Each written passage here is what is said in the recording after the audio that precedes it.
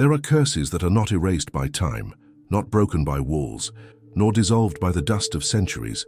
There are sentences that are born in silence, pronounced by a voice charged with anger and shame, and run through history like an invisible current, shaping peoples, enslaving generations and writing destinies. The curse of Canaan is one of these ancient wounds. It was not merely a son's punishment for a father's error. It was the seed of a division that spanned continents, built empires, and justified wars. The name of Canaan ceased to be that of just one man and became the emblem of doomed peoples, of cities that flourished in splendor and crumbled to ashes, of kingdoms seduced by lust and plunged into idolatry. This is not just an ancient story. It is a still living echo, a secret that pulses in the scriptures like a fire hidden beneath the ashes. But there is something almost no one dares to say. The curse of Canaan was not just a decree stuck in the past, but a hidden code that infiltrated political alliances, secret rituals, and even the seductions that corrupted chosen kings. It was used as a justification to subjugate peoples, as a key to manipulate empires, and as a shadow to transform blessing into ruin. And when we reach the end of this journey, a revelation will be exposed. The curse of Canaan is not over. It still breathes in the subterranean spaces of faith, in the structures of power, and in the uncomfortable silences of history. What seemed like a distant episode will become, before your eyes, the key to understanding why so many kingdoms were built on sand and why so many continue to crumble to this day. The world still bore the damp silence of the flood. The waters had receded, but the earth seemed to whisper the memory of the judgment that had purified it. The scent of the wood of the newly laid ark permeated the air, and upon this new beginning rested a promise of hope. Noah, the man who had walked with God, had become the patriarch of a new humanity. His sons Shem, Ham, and Japheth inherited not only the mission to repopulate the earth, but also the burden of carrying in their veins the memory of the destruction they had witnessed. Each step on dry ground felt like a victory over death, but also a warning that downfall was always lurking. It was then that the scene unfolded that would change the fate of entire peoples. Noah, the man of the covenant, cultivated the vineyard and extracted wine from the first harvest. But the fruit that was supposed to celebrate life became a trap. Drunk, the righteous man who had survived the judgment lost himself in his own pleasure, fell asleep naked in his tent, and the nakedness that should have remained hidden became a spectacle. Ham, moved not only by curiosity but by a look filled with contempt and irreverence, saw his father's shame and exposed it. What should have been silenced was transformed into mockery, and in that instant, the curse was born, not upon Ham, the author of the error, but upon Canaan, his son. The decree was like a blade. Cursed be Canaan, a servant of servants shall he be to his brothers. A sentence pierced the air and fixed itself not just upon one man, but upon an entire lineage. Canaan would not carry his father's guilt as a distant memory, but as an eternal stigma. His name would become synonymous with servitude. His descendants would bear the weight of a word that could not be undone. It was as if Noah's shame had become a spiritual chain that would bind generations to a destiny of submission. What seemed like an intimate episode in a secluded tent became the foundation of a narrative that would shape empires. Canaan, innocent by birth, received the weight of the curse as a legacy, and his descendants, scattered across the fertile lands between the Jordan and the Mediterranean, would build monumental cities, all marked by the invisible seal of the sentence. The land that bore his name would become the stage for wars, lusts, idolatry, and downfalls. The shame of a drunken man shaped the history of entire nations. The mystery remains. Why did the curse fall on the son and not on Ham himself? Was it simply the fury of a wounded father, or was there something deeper, hidden within the lines of Scripture, as if God himself had allowed Canaan's fate to become a symbol of division, domination, and downfall? The fact is that since that day, the shadow of the curse has stretched over entire kingdoms, and to this day the echo of that sentence still reverberates like an uneasy whisper in human history. The descendants of Canaan spread like seeds over fertile soil, and wherever they went, they left marks that reflected not only culture and power, but also the weight of the curse that pursued them. Entire peoples arose from their name: Hittites, Jebusites, Amorites, Sidonians, Girgashites. Each of them built cities, fortresses, and markets, and in every stone laid seemed to resonate the echo of the sentence that had marked them since Noah's tent. The splendor they achieved was real, but it carried within it a scent of ruin, like flowers that bloom and are destined to wither. Sodom and Gomorrah became symbols of this heritage. Located in the fertile plains near the Jordan, their streets were lively, their banquets overflowed with wine and meat, and their inhabitants enjoyed seemingly endless pleasures. But behind the abundance lurked a cult of excess, a rejection of divine order, and a surrender to desire as if it were religion. Sodom did not fall into flames by chance. It was consumed because it bore within itself the stigma of what was already condemned from the beginning.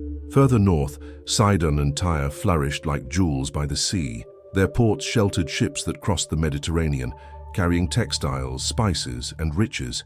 The Phoenicians, direct heirs of Canaan, dominated trade and expanded their influence beyond their borders. But along with coins and goods, they also brought idols and rituals, spreading the worship of Baal and Ashtoreth, deities who demanded human sacrifices and luxurious feasts. What appeared to be an advanced civilization was, in fact, the flowering of a cursed seed, disguised as prosperity, but nourished by idolatry and blood. Jericho, with its high and imposing walls, seemed invincible, but stone walls cannot stop a spiritual decree. When the people of Israel marched around the city, it wasn't trumpets that brought down those walls. It was the weight of the sentence that had already been upon it since the promise made to Noah. The walls didn't fall simply because an army surrounded them, but because they were built on a fragile foundation, built on soil marked by the curse.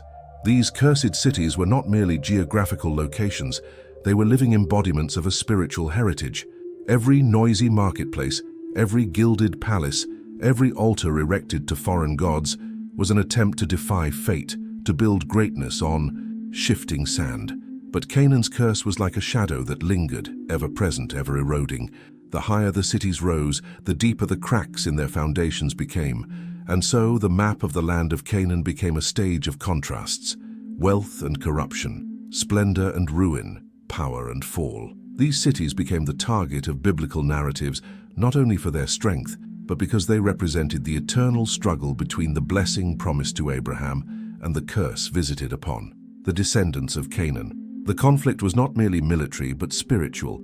It was the clash between light and darkness, between promise and condemnation, between life and destruction. And each city, when remembered, carries not only the weight of its history, but the scar of a destiny traced before its foundation. Among the descendants of Canaan, the sword was not the only weapon that shaped the destiny of people. If walls guaranteed defense and armies sustained war, there was a more subtle, silent, and devastating force that crossed borders without the need for bloodshed: desire. It was with desire that the Canaanites learned to transform weakness into dominance, servitude into influence, and curses into instruments of manipulation. The daughters of Canaan were educated from an early age not only to adorn their bodies, but to transform them into tools of power. The use of perfumes extracted from rare resins, the translucent fabrics brought from Phoenician ports, the dances that evoked religious rituals were all part of a preparation that blended eroticism and spirituality. For foreigners, these women were not just wives or concubines, they were keys that opened political and spiritual doors, seeds that planted foreign gods in the hearts of neighboring kingdoms. It was no coincidence that the Hebrews, upon entering Canaan, received stern warnings against mixed marriages. Because along with marital alliances came the worship of Baal and Ashtoreth, deities associated with fertility, sensuality, and blood. Thus the bed became an altar, and the female body a bridge to idolatry.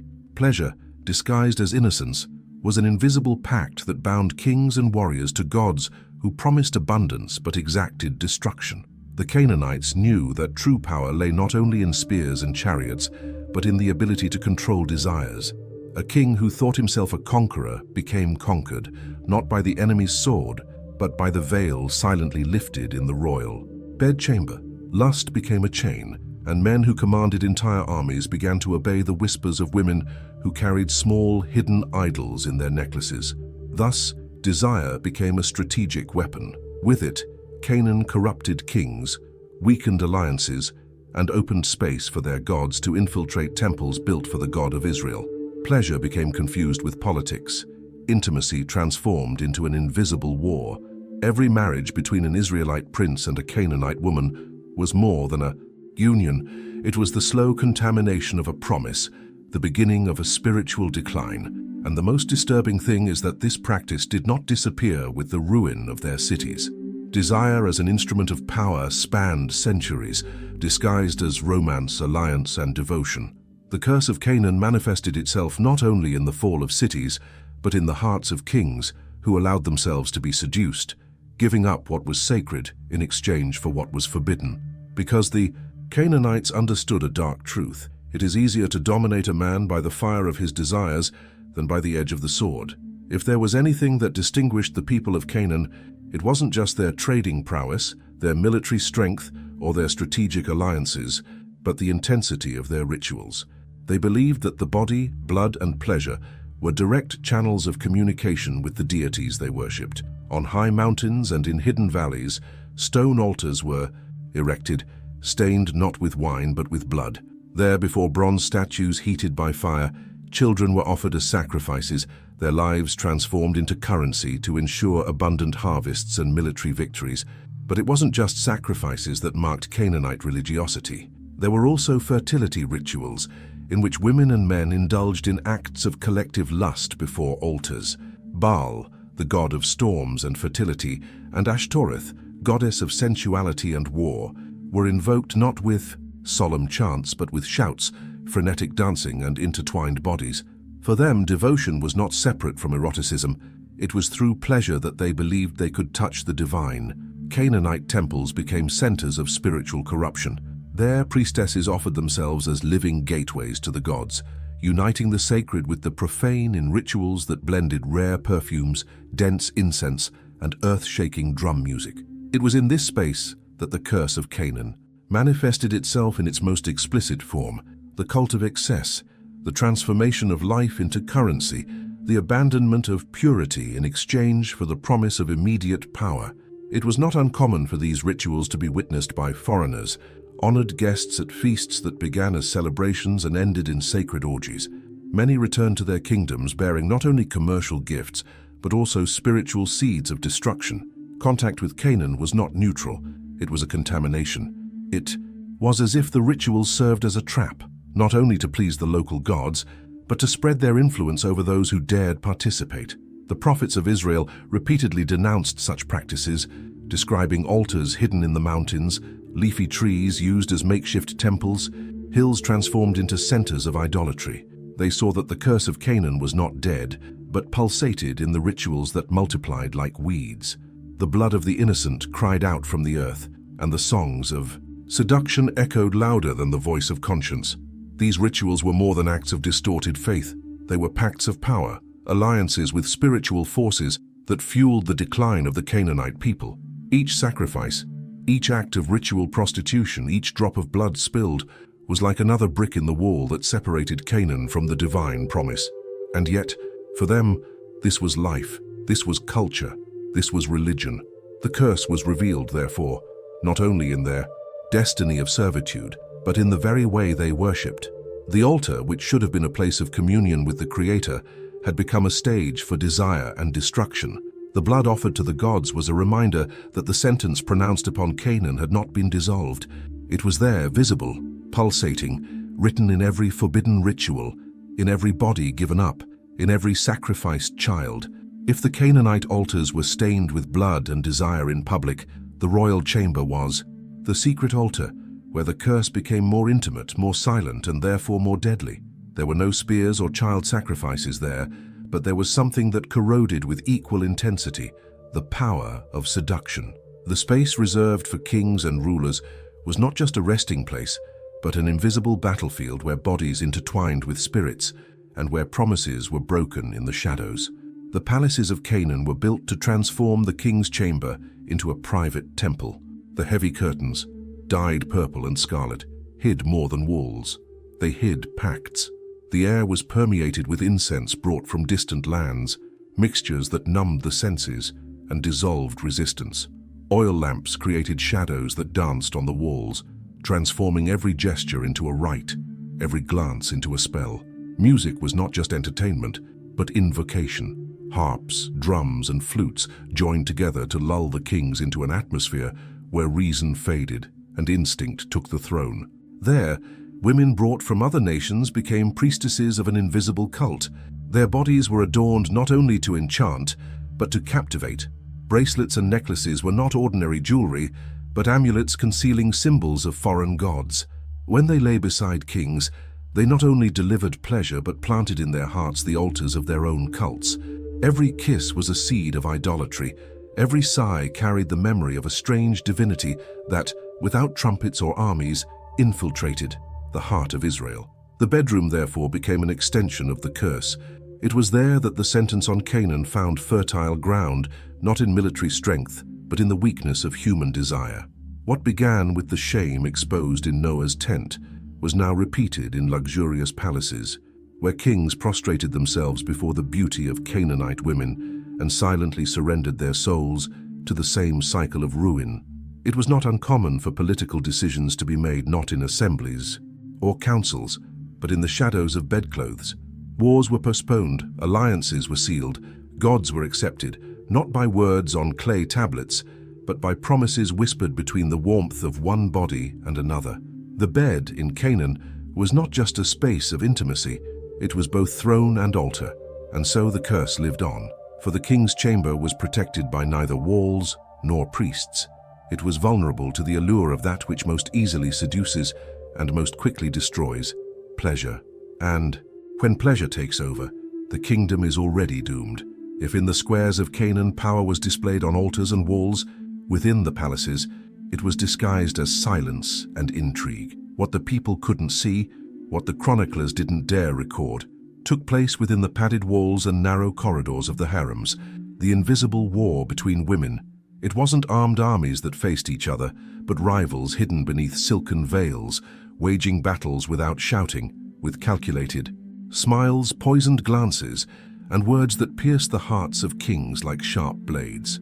The main wives chosen by political alliances were constantly challenged by the concubines, many of them Canaanite, experts in the art of seduction and manipulation. The dispute was not over mere affection but over the future. Each child born represented a possibility of inheritance. Each night spent at the king's side was a step closer to power, and in this struggle there was no innocence. Friendships were built only to be used as stepping stones, and gestures of tenderness hid poisons ready to be unleashed at the right time. Palace kitchens were full of secrets. An extra spice, an unknown herb, a modified wine could change the course of a throne. The night chambers were places where rivalry burned silently, and every woman who lay beside the ruler carried in her eyes not only desire, but strategy. The harem was a living chessboard where every move counted and pieces were sacrificed without hesitation. The curse of Canaan found fertile ground in this environment, for while men were easily overcome by pleasure, women, shaped by their ancestral burden, knew how to turn that pleasure into a weapon. A word spoken to the king at the right time could instigate war. A secret whispered in the ear could tarnish reputations. A child conceived in bed could condemn another to oblivion. Thus, politics became entangled with jealousy, and spirituality was corrupted by the pride of those who desired not only to serve, but to rule through manipulation.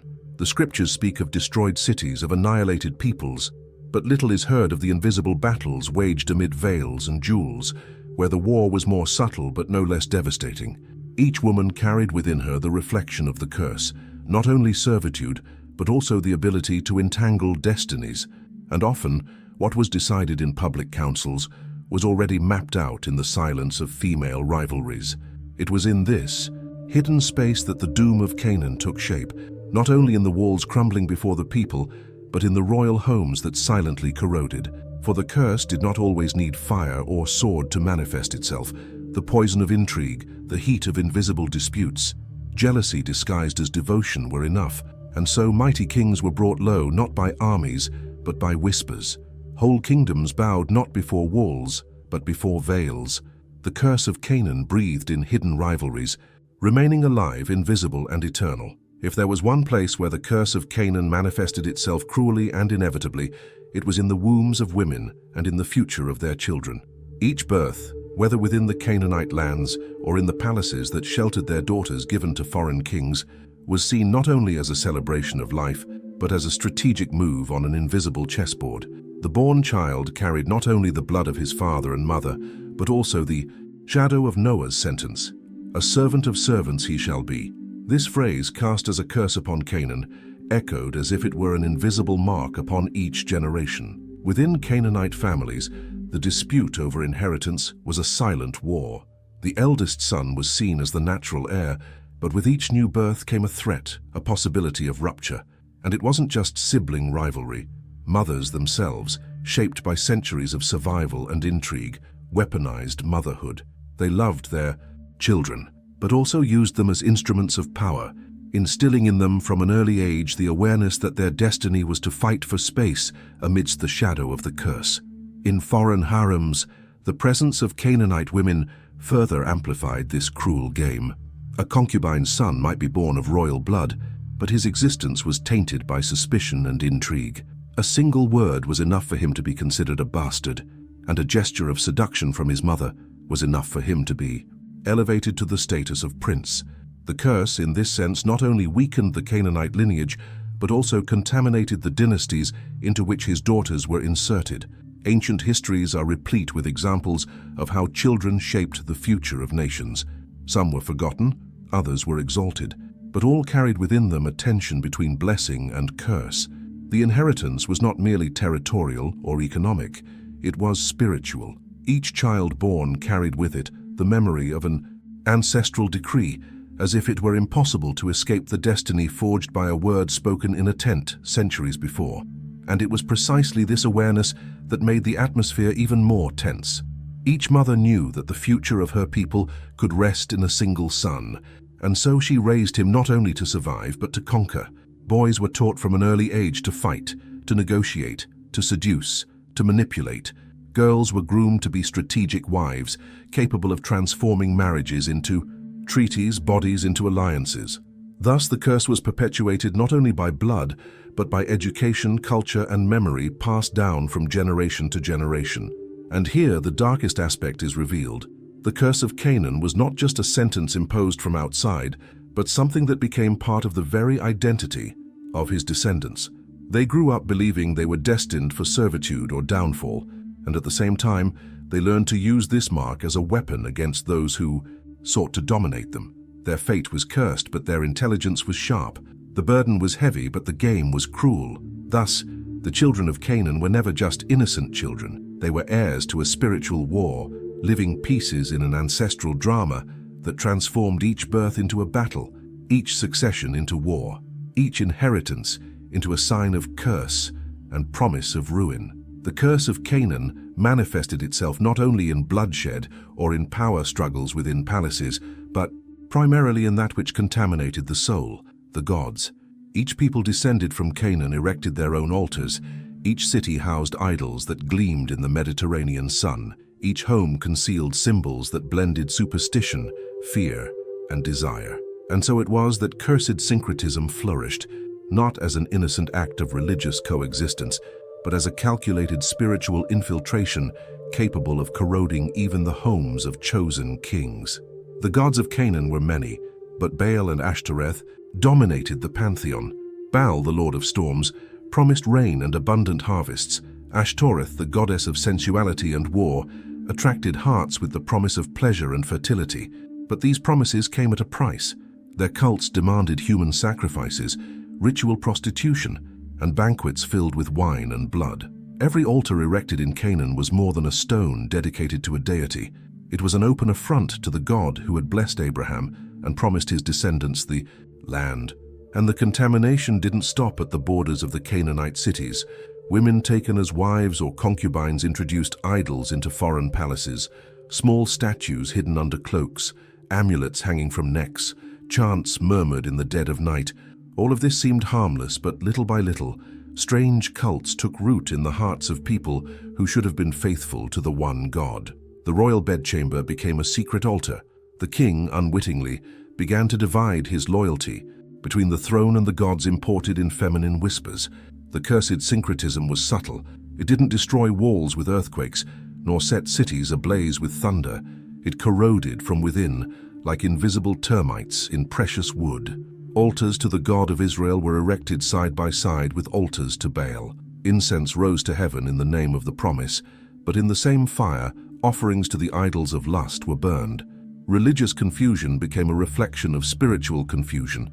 Kings who should have guided their people in fidelity were transformed into wavering shadows, torn between the blessing of the promise and the allure of the curse. And so it was that Canaan managed to expand its influence without even laying a sword. Its true war was not of armies but of altars. By accepting these gods, the neighboring peoples sealed invisible alliances with their own curse. Idolatry became a pact, and each pact became a spiritual chain. The land that should have been holy found itself constantly desecrated by cults that mixed eroticism, blood, and superstition. Most disturbingly, this syncretism never presented itself as a threat. On the contrary, it came disguised as tolerance, openness, and beauty. The carved images were delicate, the songs seemed poetic, the priestesses enchanted with their sensuality. But behind every smile lurked the shadow of Noah's sentence. What appeared to be harmony was, in fact, poisoning. What appeared to be coexistence was, in essence, spiritual servitude. And so the curse of Canaan was perpetuated, not by brute force but by the contamination of hearts.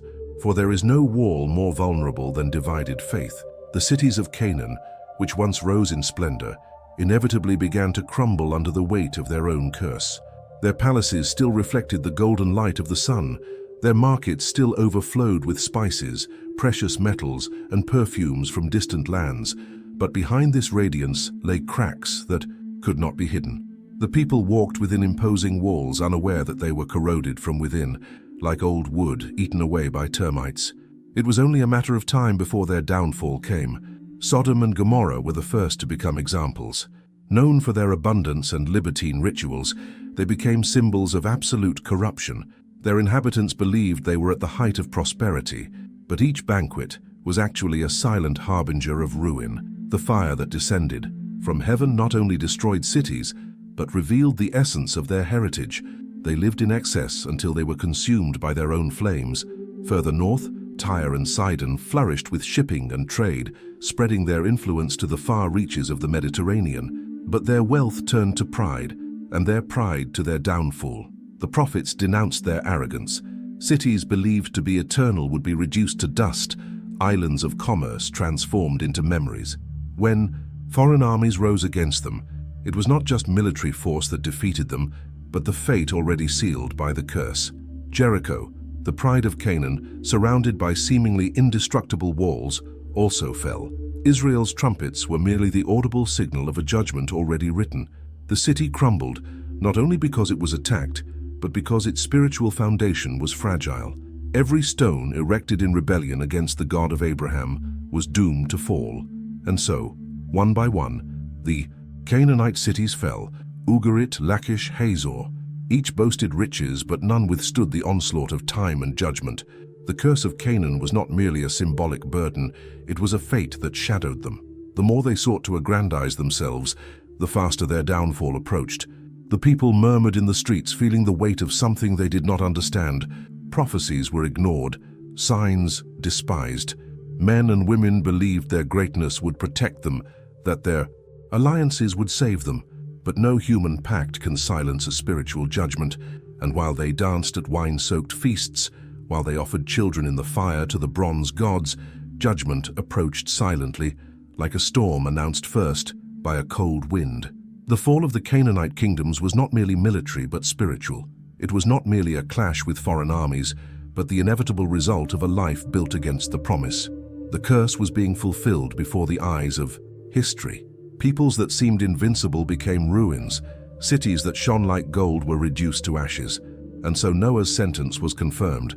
Canaan would not dominate, would not rule, would not inherit. Its destiny was to be consumed, fragmented, and given over as an example that no greatness built on idolatry and desire can stand. The story of the descendants of Canaan seemed to have come to an end when their cities were destroyed, their people subjugated, and their walls reduced to rubble. But what remains unseen is what truly shaped the narrative. The curse was never merely a fate imposed on a distant lineage. It was the reflection of something much deeper, a spiritual principle that repeats itself in every generation. Noah's sentence was not limited to geography or blood. It became an archetype, a living metaphor for all those who exchange promise for idolatry, fidelity for desire, blessing for the illusion of immediate power. The ruin of Canaan was recorded in sacred texts not only as a historical memory, but as an eternal warning. Sodom burns to this day in the human imagination, not because its ashes still lie in the desert, but because the memory of its corruption continues to echo in the corridors of morality. Jericho continues to fall, not because its walls still stand, but because every empire built on pride, hidden pacts, and false gods is doomed to collapse. The sentence that fell upon Canaan became symbolic language of judgment, used generation after generation to denounce the fate of peoples and individuals who walk the same path. And here lies the promised secret. The curse of Canaan did not die with its descendants. It became a spiritual mirror of humanity. Every time a nation, a family, or even an individual chooses the path of disguised idolatry, of pleasure elevated above faith, of lust disguised as devotion, they relive the same sentence within themselves. The curse is not just memory, it is a cycle. It is not just history, it is a warning. It is not just the fate of Canaan, but the inheritance of all those who build on shifting sand and call their foundations eternal. The most disturbing thing is realizing that this echo has crossed centuries and reached us. The curse lives on, not as a ghost trapped in the past, but as a pattern that manifests itself in modern palaces, in luxurious temples, in societies that repeat the same ancient mistakes. Desire is still the currency of power. Blood is still shed in the name of false promises. Strange gods still infiltrate, now disguised in other forms, but always seducing with the same empty promises. And so, what began with the shame of a drunken father and the sentence passed on a grandson became an eternal lesson. Every time man turns away from the promise and bows to pleasure and idolatry, he repeats the fall of Canaan. Every time a people builds altars to themselves and rejects what is sacred, they relive the sentence of being enslaved, of being consumed, of being remembered not for glory but for ruin. The curse of Canaan is not just the story of a people who disappeared. It is the revelation that greatness without fidelity is merely an illusion, and that no empire can endure when its foundations are built on the sand of idolatry. Because in the end, the real curse is believing we are free from it while we repeat its same steps. And so, the curse of Canaan was not confined to ancient pages. It echoes to this day like a shadow that crosses kingdoms and hearts. If this revelation has opened your eyes to something never before spoken from the pulpit, stay with us. This channel exists to expose what has been hidden, reveal what has been silenced, and bring to light the secrets that have shaped humanity. Subscribe now, activate the bell, and prepare for the next forbidden truth that no one dares tell, because the Bible will never be the same after you see what has always been hidden.